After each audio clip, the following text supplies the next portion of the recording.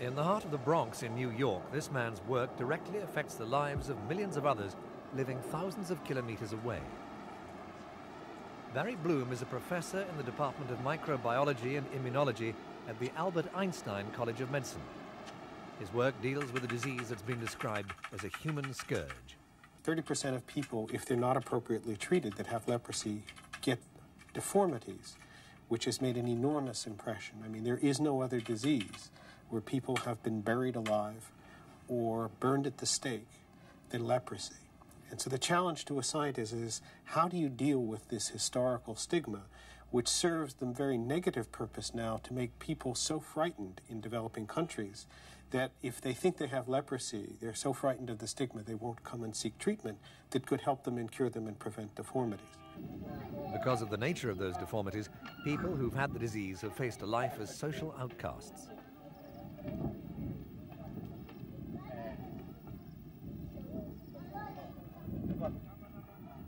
In the past, leprosy patients have been isolated from their own communities for fear that they might pass on the disease to others. In addition to their physical disabilities, they've had to face what society has often said is some sort of moral judgment on their lives.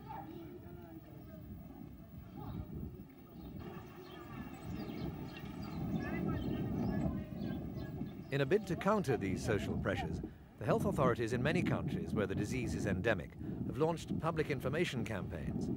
The aim is to dispel the myth and mystery that surrounds the disease, and what better way than with humour?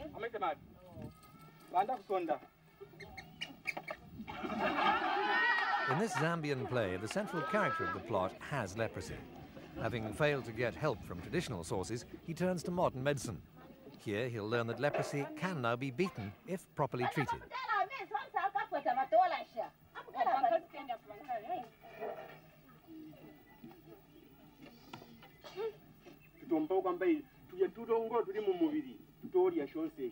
In fact, it isn't the leprosy bacillus itself which causes the physical damage.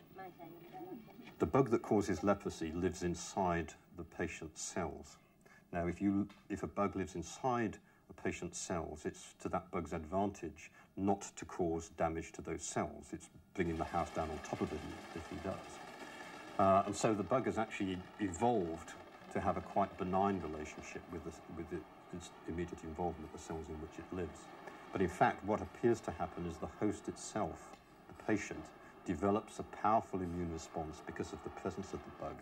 And in many cases, it's that immune response, the patient's own immune response, which causes the tissue damage. It causes damage to nerves particularly, and it's this damage to nerves which results in anesthesia.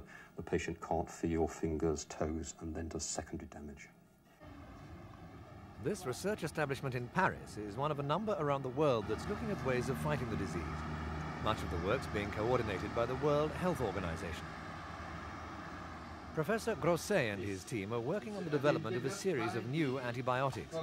It's hoped that these will cut down the treatment time for leprosy patients from approximately 2 years to a few months.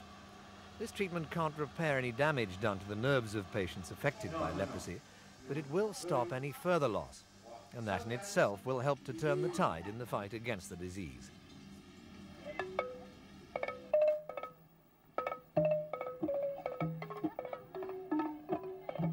Already, through the use of multi-drug therapy, health authorities around the world are reporting huge successes in reducing the number of leprosy patients. It is a disease that can be cured, and the future is a brighter one than it was even just 10 years ago.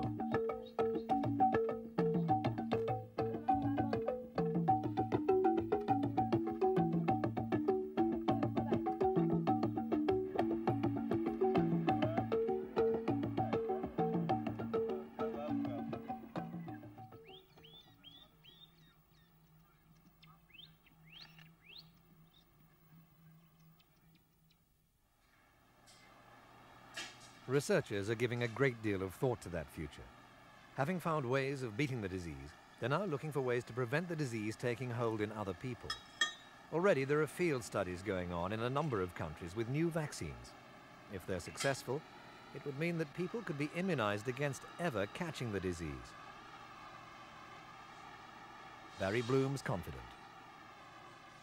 Like smallpox, leprosy grows in terms of transmission of human disease only in humans.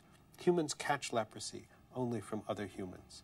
What that means is that if we can block transmission in man by appropriate treatment and prevention, we, like smallpox, can wipe this disease off the face of the earth. And we could do that in 25 years. And the investment to wipe out this disease seems to me far more beneficial than almost anything else we could do with our resources.